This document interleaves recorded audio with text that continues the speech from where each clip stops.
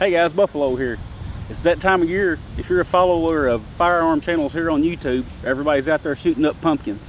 Well, I wanted to try something a little bit different. So I called my brother up and brought his mini trebuchet over and we set it up. We're going to try to chuck a couple pumpkins for you guys. You want to tell them anything about this? This is an old trebuchet we built. Was trying to think back probably about 6 or 7 years ago. Did it for a class project in a history class that I was teaching. And we did a little competition, me and the science teacher, to see who could make the best trebuchet. We was going to have a water balloon fight with it. And well, I won and made a much better trebuchet. His broke in the competition. We may break this one today. Yeah, we may break it today. He's never thrown nothing this heavy with it. Yeah. And trebuchet, if in case you're wondering, to save you a Google search, it is a French word. It is not a catapult. It's very different from a catapult. It's a lever and fulcrum kind of deal where you gain a lot more speed and stuff, and it's a lot safer than a catapult.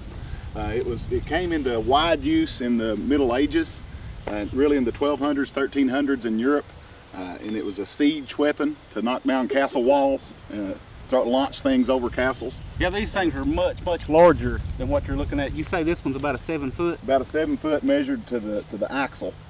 And they used to build these things like they could throw like dead horses over a castle wall. Ridiculous amounts. Yeah. So they'd be, that's a 7 foot one. There were stories of them written being 30 foot plus, some even taller than that.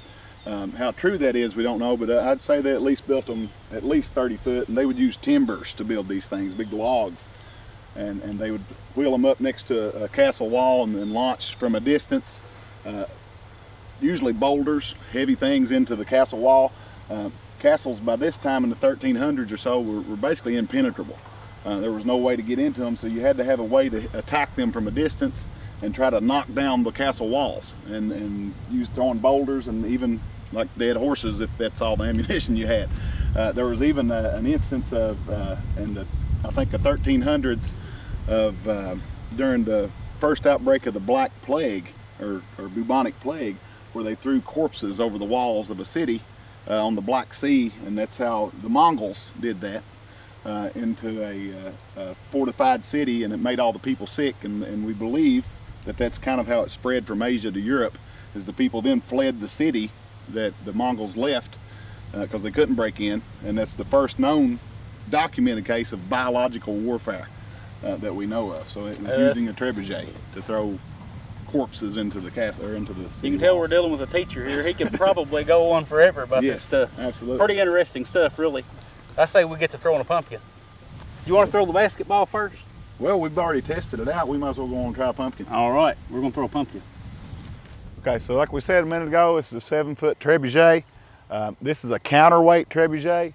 I have a couple 100-pound plates on here. They're connected with a heavy chain. And it's basically a lever, a double lever created with the fulcrum point. So if you imagine my arm, is the elbow is the end of this. When this shoulder goes up, this sling with the pumpkin is going to come around like this when this weight drops. The first ones that were invented were traction trebuchets, where people would literally just pull on it with a rope to create that weight. We've got the pumpkin in here. Like I said, this thing was 6 or 7 years old when I dug it out of storage. The sling was missing as well. It got chewed up and was in bad shape, so we had to make a new one. And all we made that out of was a pant leg. So Buffalo had to donate a pair of pants, but it works really well. It's good, strong material. We bought some new rope to make the sling, and we've got a pumpkin in here. It's loaded. We're ready to fire this thing and see what it does with the pumpkin. Let's let it rip. Here goes our first attempt. We don't know what this is going to do, so you want to pull it? Or you want me to pull? All right. Nope. Oh, that was a fail. That's what I was afraid of. Our first attempt was a fail, so here's our second attempt.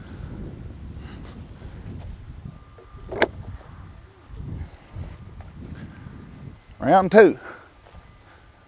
Made a couple adjustments. Let's see if it fixed it. A little bit. We're forward now. Going the right direction. We wanted it to go that way. Yeah, that's the idea of it. All right. 2 attempts failed. This is our 3rd attempt. Maybe the 3rd time will be a charm.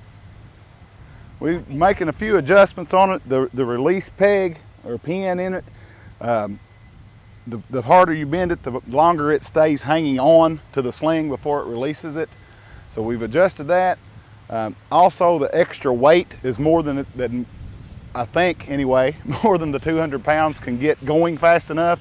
So we've added some rope to it, and we're going to get a little extra weight here to counterweight to pull down. Hopefully we'll generate more speed and therefore a further launch of our pumpkin here.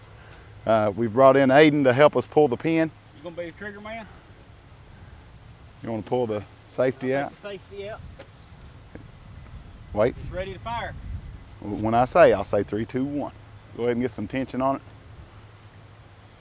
And remember, you have to yank it hard, okay? 3, 2, 1, pull. Straight up there.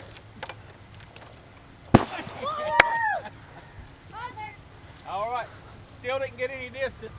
All right, this is our 4th and final pumpkin that we've got.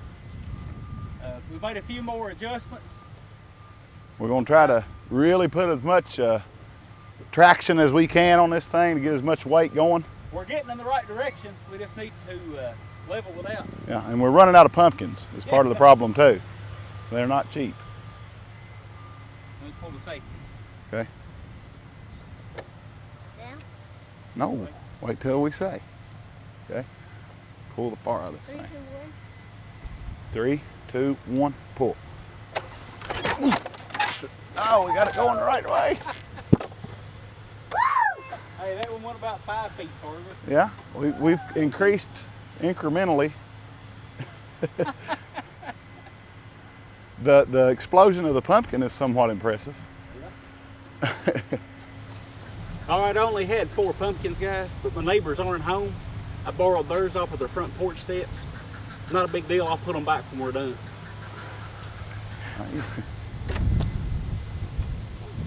Ready to fire. So now we've got a jack-o'-lantern. The neighbor's jack-o'-lantern. See what this does. Ready? We're going to put everything we got into it here. Try to get as much traction on this thing as we can. We've adjusted it, almost maxed out here with our adjustment. Aiden, are you ready? 3, 2, 1, fire. Hey! We keep beating our last effort. We're getting out there in small. We had, I don't know, 20 more pumpkins. We All right, this obviously ain't working too well. It's our last shot at it. Hopefully this time, fingers crossed, we're gonna give it all we got. Some weight on it. Oh, we got nice